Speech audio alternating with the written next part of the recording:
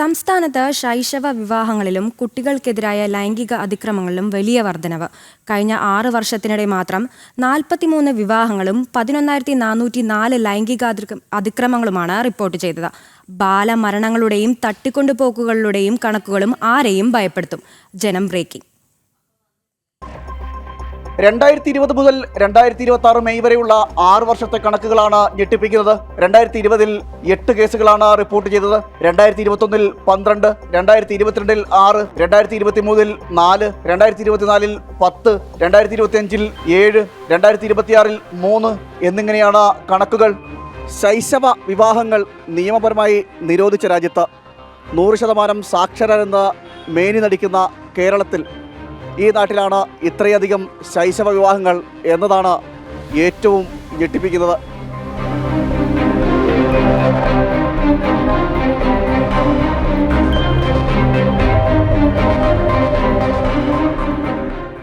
ശൈശവ വിവാഹങ്ങൾ മാത്രമല്ല, കുട്ടികൾക്കെതിരായ ലൈംഗിക അതിക്രമങ്ങളും കുതിച്ചുവരികയാണ് കേരളത്തിൽ.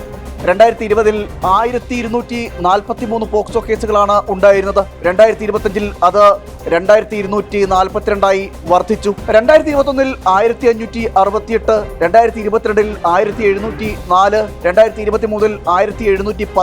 2023 1719, 2024 2161, 2025 2242, 2026 മെയ് മാസം വരെ 767 എന്നിങ്ങനെയാണ് കേസുകൾ.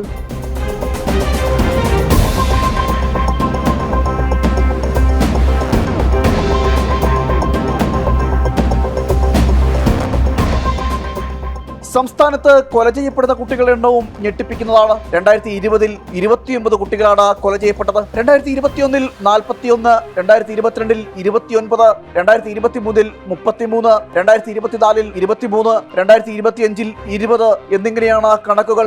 ഏറ്റവും അധികം കുട്ടികൾ കൊല ചെയ്യപ്പെട്ടത് 2021 41 കുട്ടികളാണ് ആ വർഷം കൊല ചെയ്യപ്പെട്ടത്.